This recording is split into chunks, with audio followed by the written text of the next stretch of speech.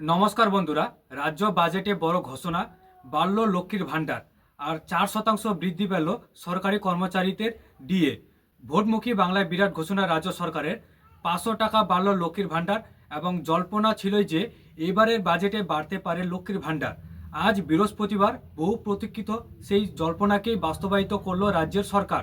তো আজ বৃহস্পতিবার বিধানসভায় পেশ হওয়া 2026 থেকে 2027 সালে অর্থবর্ষের বাজেটে পেশ করা হয়। সেখানেই রাজ্য মহিলাদের জন্য এই খুশির খবর শোনালো অর্থ দপ্তরের প্রতিমন্ত্রী চন্দ্রিমা ভট্টাচার্য। 500 টাকা বাড়ানোর ফলে এই প্রকল্পের অতিরিক্ত বরাদ্দ করা হলো 15,000 কোটি টাকা। প্রকল্পে যুক্ত হচ্ছেন আরও 20,62,000 উপভোক্তা, যারা নতুন করে লক্ষ্মীর ভাণ্ডারে দুয়ারে সরকার ক্যাম্পে অথবা বিডিও অফিসে গিয়ে আবেদন করেছিলেন। তাদের কিন্তু নতুন করে এবার যুক্ত করা হলো। তো বর্তমানে রাজ্যের সাধারণ মহিলারা 1,000 টাকা এবং SC ST মহিলারা পেতেন 1200 টাকা। তো এবার থেকে 500 টাকা বাড়ার ফলে এটি বেরিয়ে হলো যথাক্রমে 1500 টাকা এবং 1700 টাকা। এদিন ভোটের আগে 4,06,000 কোটি টাকার অন্তর্বর্তী বাজেট পেশ করলো রাজ্য সরকার। তো লক্ষ্মীর ভাণ্ডারের ঘোষণার পাশাপাশি এদিন সপ্তম পে কমিশনের কথা ঘোষণা করা হয়। সরকারি কর্মচারীদের 4% ডিএ বৃদ্ধি করার ঘোষণা হয়েছে, ফলে 18% থেকে এটি বেড়ে হলো 22%। আগামী 1 এপ্রিল থেকে বর্ধিত হারে ডিএ কার্যকর করা হবে। লক্ষ্মীর ভাণ্ডারের পর নতুন চমক বাংলার যুব সাথী প্রকল্প। বেকার যুবকদের মাসে 1500 টাকা ভাতা দেবে রাজ্য সরকার। আজ পশ্চিমবঙ্গের অন্তর্বর্তী বাজেটে পেশ করা হলো। দুপুর 2:30টার সময় বিধানসভা বাজেট ঘোষণা শুরু হয়। বাজেট ঘোষণা করেন অর্থমন্ত্রী চন্দ্রিমা ভট্টাচার্য।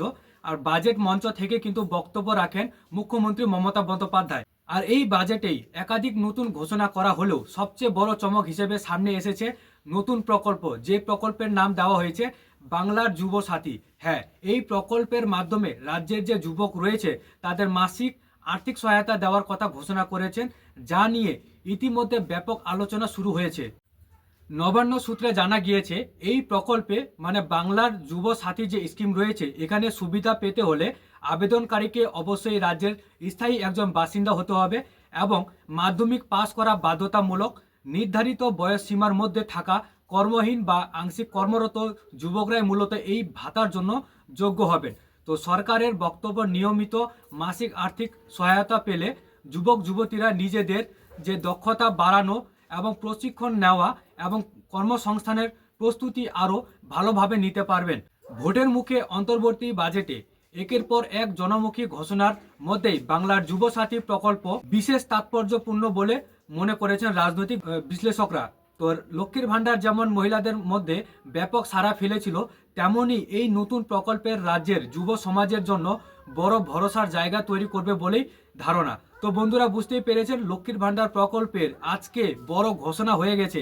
যারা 1,000 টাকা করে পেতেন তারা 1200 টাকা করে পাবেন এবং যারা 1200 টাকা করে পেতেন তারা কিন্তু এবার 1700 টাকা পর্যন্ত আপনারা পেয়ে যাবেন বন্ধুরা। এমনটাই কিন্তু আজকে রাজ্যের অন্তর্বর্তী বাজেটে অর্থ প্রতিমন্ত্রী চন্দ্রিমা ভট্টাচার্য, তার সাথে রাজ্যের সুপ্রিমো মুখ্যমন্ত্রী মমতা বন্দ্যোপাধ্যায় কিন্তু বড় ঘোষণা করে দিয়েছেন রাজ্যের মহিলাদের জন্য। তো বন্ধুরা, এই ছিল আজকের আপডেট।